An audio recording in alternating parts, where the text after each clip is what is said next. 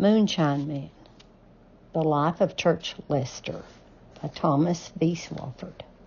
About the author. Tommy Swafford is the ideal author for a book on this subject.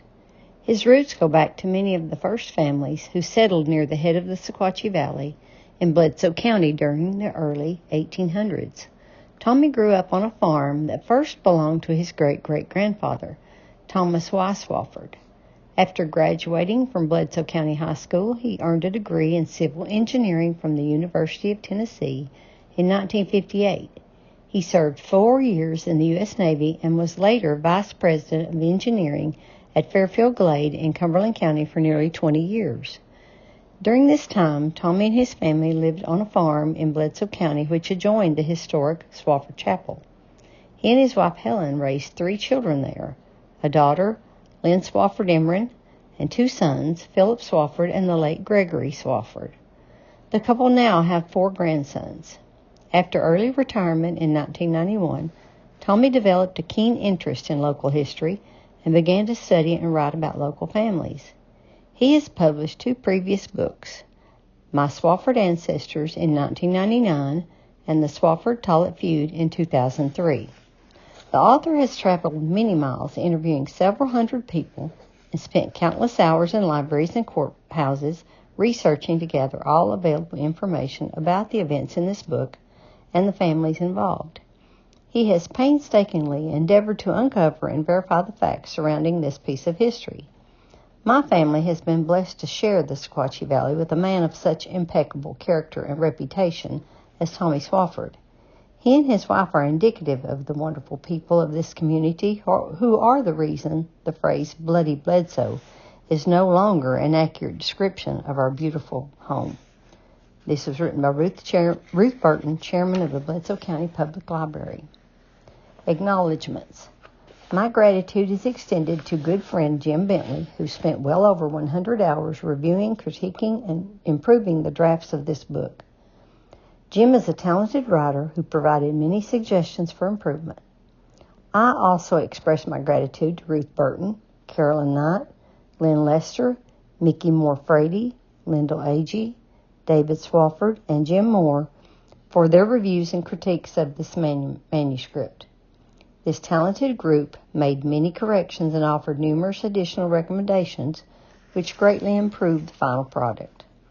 Some of the many people interviewed who provided valuable information for the book were Lyndall Agee, Hugh Allison, Steve Beam, Mary Elizabeth, and Solon Beach, Jim Bentley, Roy Allen Boring, Carl Brown, Clinton Brown, Gordon Brown, Harvey Brown, Margaret Lester Coball, Lanny Colvard, Tony Emrin, Glenn Farmer, N.J. Farmer, Fran Freeman, Sarah Goins, George Hancock Jr., Nan Hancock, Carol Henderson, Hickson Higgins, Caroline Knight, Charles Lepore, Edgar Allen Ed Lee, Glenn Lester, Woodrow Lester, Lucille Lewis, Howard Little, Edith Nabe, Jim Perry, Jewel Reese, Jim Sam Robertson, Elizabeth Robnett, Jennings Seals, Carl Solomon, Betty Spencer, Marshall Swafford Sr., Perry Sullivan, James White Thomas, Carol Jane Thompson, Edna Thurman, Glennis Thurman, Bill Tollett, Hazel Tollett, Wallace J. Travis, Wendell Walker, D. Wooden, and Earlene Young. I'm grateful to each and every one of these people who shared their knowledge with me. The one person I especially extend my thanks to is Roy Allen Boring. Roy's father was Hubert Boring, who was Church and Charlie Lester's first cousin. Hubert grew up close to Church and Charlie and knew them well. Roy was blessed with an almost photographic memory. As a boy and a young man, he listened carefully to the many stories his father and others on Walden's Ridge told him and recalls every detail. I spent 4 to 5 hours on numerous days with Roy at his home in Graceville, where he related to me fascinating stories about Church and his family, as I carefully took notes.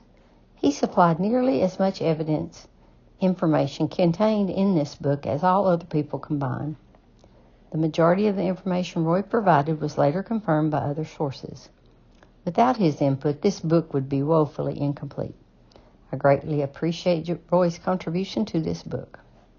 Gratitude is extended to my friend John Hargis of Perfect Light Gallery in Pikeville for his talent and expertise in capturing the mood of the era in his photograph of the scene for the book's cover.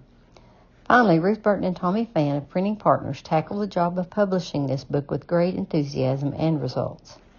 I highly recommend Printing Partners to everyone with any type of printing project. Ruth Burton is a highly skilled writer and knows what it takes to enhance and improve a manuscript. Tommy Fan has an great eye for detail and graphics and is an experienced printer.